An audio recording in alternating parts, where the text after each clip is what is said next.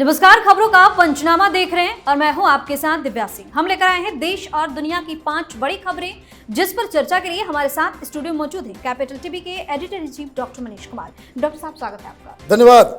सबसे पहले एक नजर आज की टॉप हेडलाइंस पर। आरएसएस प्रमुख मोहन भागवत ने दिया बड़ा संदेश, हिंदू समाज के लोगों से की खास अपील, बोले अपनी सुरक्षा के लिए सभी को होना होगा एकजुट।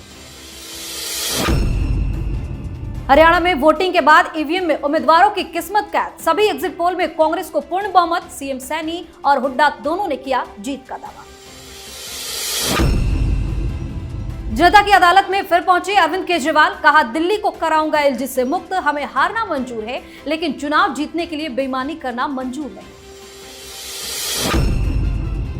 फिर से शर्मसार हुआ पश्चिम बंगाल, नाबालिग लड़की से हैवानियत के बाद हाथ पैर तोड़कर की गई हत्या, पुलिस पर मामले की अनदेखी करने का गंभीर आरोप।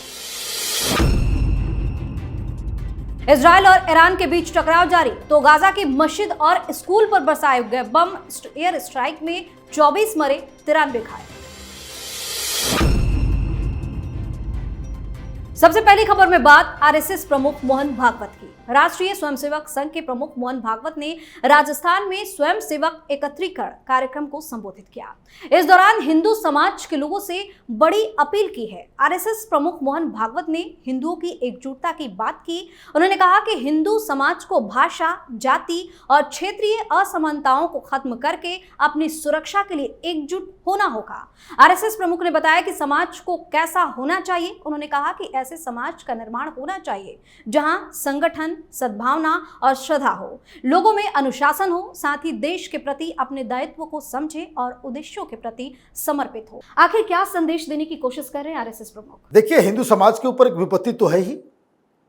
देश की तमाम पॉलिटिकल पार्टीज, देश के दुश्मन जो बॉर्डर के बाहर से ऑपरेट करते हैं, यहां के एनजीओज, ये टुकड़े टुकड़े गैंग, ये पूरा का पूरा इकोसिस्टम वो एक एजेंडे पे चल रहे हैं कि किसी भी तरीके से हिंदू समाज को बांट दो। हिंदू बटेगा तभी इनकी राजनीति और इनकी रणनीति हिंदुस्तान को टुकड़े टुकड़े करने की वो सफल हो पाएगी। हिंदू एकत्रित होगा तो इस देश को कोई खतरा नहीं पैदा हो सकता है। तो ये जो राहुल गांधी कर रहे हैं, जो तमाम विदेशी एजेंसियां कर रही हैं कि कोई भी हिंदुस्तान के अंदर घुस के उपद्रव मचा देता है, ये जो बड़ा खतरा है, इससे निपटने के लिए मोहन भागवत जी ने बिल्कुल सही फरमाया है। कारण ये भी है कि ये अकल हिंदुस्तान की पॉलिटिकल पार्टीज को पता नहीं कब आएगी, लेकिन कल अच्छा लगा जब प्रधानमंत्री मोदी यही बात महाराष्ट्र में कह रहे थे, जो कुछ दिन पहले योगी आदित्यनाथ ने कहा था कि हिंदू अगर बटोगे तो फिर कटोगे। तो ये मुझे लग रहा है कि सारे लोग इस चीज को रियलाइज भी कर रहे हैं। आप देखिए, एग्जिट पोल आए हैं हरियाणा में, क्या हो रहा है। उसका जो मेवात का इलाका है, वहां के मुस्लिम उम्मीदवार साफ साफ धमकी दे रहे हैं कि जिन लोगों ने मुसलमानों की बस्तियों के ऊपर हमला किया, पुलिस ने किया, आप जो है हिंदू शोभा यात्रा के ऊपर हमला करेंगे, गोलियां चलाएंगे, लोगों की हत्याएं करेंगे, तो सरकार काम नहीं करेगी क्या? बुलडोजर चला तो वो धमकियां दे रहे हैं कि सरकार बनने दो कांग्रेस पार्टी की, चुन चुन के बदला लिया जाएगा। तो ये अब मामला रिजल्ट आने के बाद किस तरह से पैन आउट करता है, ये भी हम लोगों की नजर रहेगी। लेकिन हकीकत से मुंह मोड़ा नहीं जा सकता। हम शुतुरमुर्ग बनकर चुपचाप सब चीज को नजरअंदाज नहीं कर सकते जी। इस खबर में बात हरियाणा विधानसभा चुनाव की। हरियाणा विधानसभा चुनाव को लेकर सभी 90 सीटों पर मतदान हो चुके हैं और जनता ने ईवीएम में नेताओं की किस्मत कैद कर दी है। लेकिन इस बीच अलग अलग मीडिया चैनल्स और सर्वे एजेंसी की तरफ से जारी एग्जिट पोल्स के आंकड़ों में कांग्रेस के लिए गुड न्यूज दिखाई जा रही है, क्योंकि अब तक जारी सभी पोल्स में कांग्रेस को पूर्ण बहुमत का अनुमान जताया गया है। दूसरी तरफ कहा जा रहा है कि हरियाणा में बीजेपी सत्ता विरोधी लहर के चलते बाहर हो सकती है। हालांकि इस बीच सीएम सैनी और हुड्डा दोनों ने जीत का दावा किया है। क्या लग रहा है, क्या होने वाला? देखिए, जीत का दावा तो सब करेंगे, जब तक रिजल्ट आता नहीं सब पॉलिटिकल पार्टी कहती है हम जीत रहे हैं। लेकिन दो तीन चीजें हैं। एक, ये चुनाव में एक एंटी इनकम्बेंसी फैक्टर है, ये बात तमाम एग्जिट पोल में बताया जा रहा है। तो इसका निष्कर्ष क्या है? इसका निष्कर्ष ये है कि भारतीय जनता पार्टी हारी है, कांग्रेस पार्टी जीती नहीं है। ऐसा नहीं कि कांग्रेस पार्टी ने कुछ बहुत बड़ा काम कर दिया।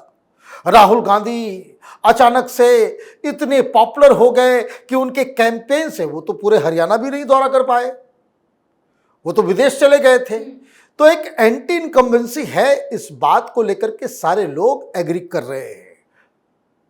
मेरा मानना यह है कि अगर 1 to 1 चुनाव हुआ तो भारतीय जनता पार्टी की सरकार वापस नहीं बन पाएगी।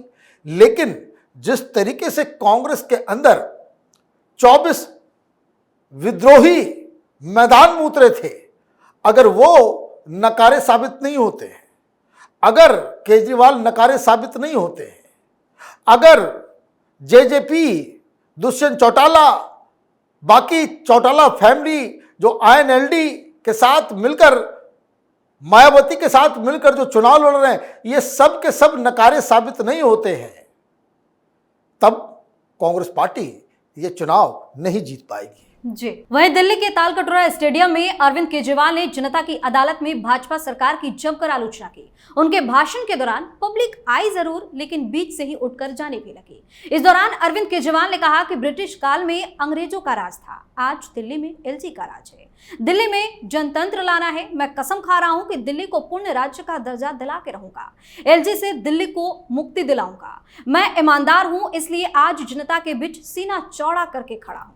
मैंने कभी अपने रिश्तेदारों को टिकट नहीं दिया। मैंने अपनी पत्नी को मुख्यमंत्री नहीं बनाया, अपनी कार्यकर्ता को मुख्यमंत्री बनाया है। केजरीवाल ने कहा कि हमें हारना मंजूर है, लेकिन किसी के साथ गाली गलौज करना पसंद नहीं।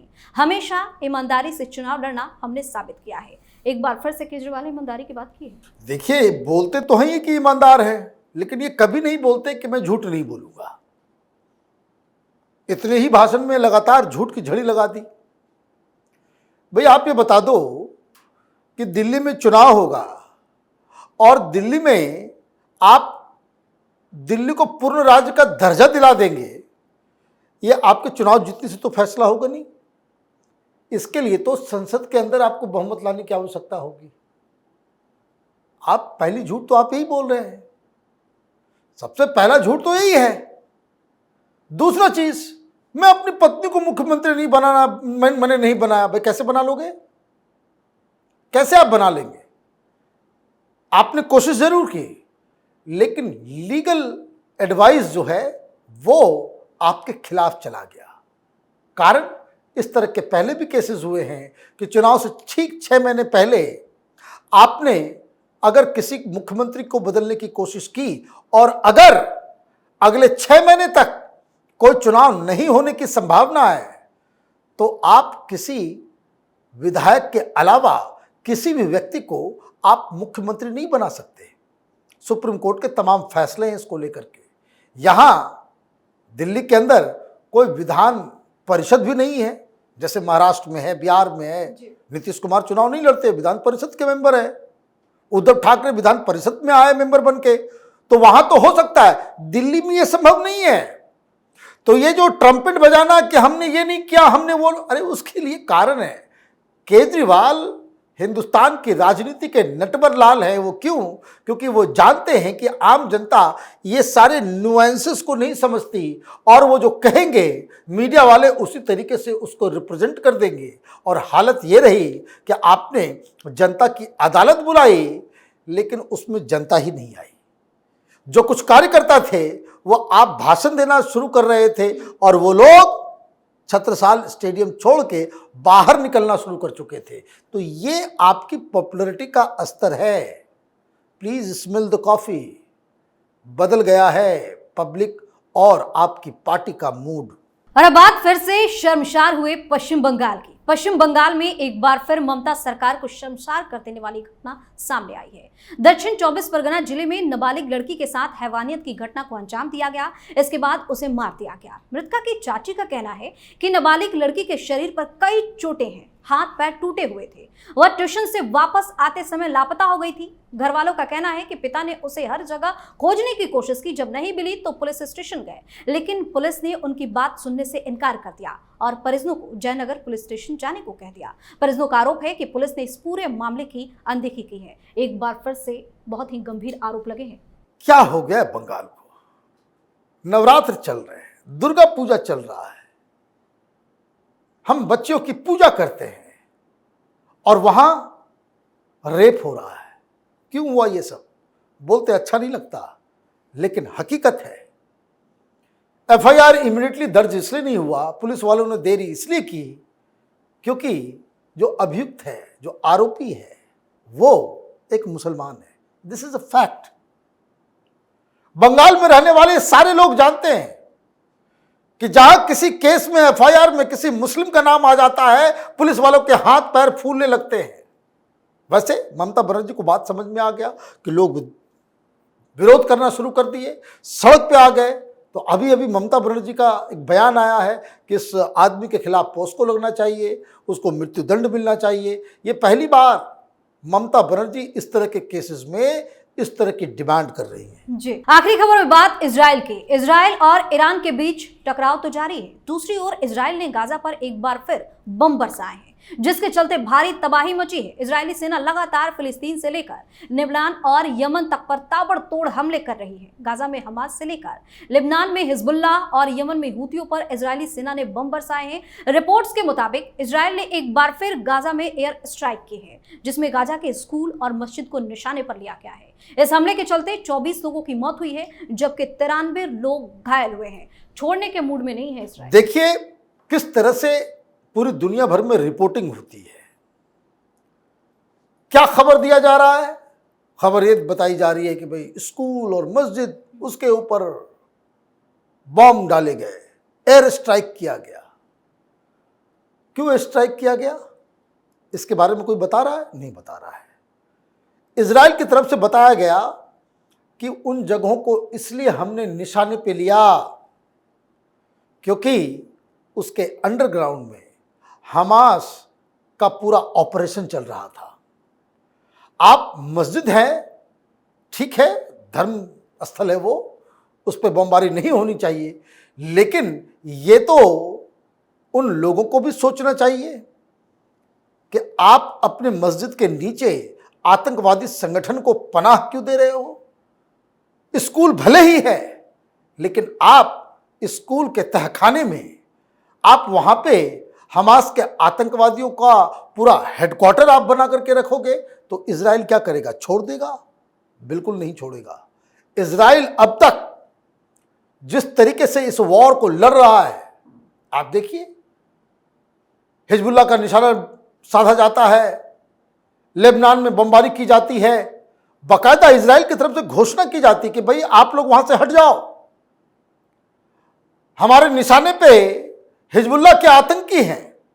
आम लोगों से रिक्वेस्ट कर दिया जाता है कि 2 घंटे 3 घंटे पहले ही कि इलाके को आप खाली कर दें। तो ये तो इजराइल अगर कोई टारगेट को चूज कर रहा है तो वहां कुछ ना कुछ गड़बड़ियां जरूर नजर आती है, तभी वो इस तरह के कदम पे एक्शन लेता है।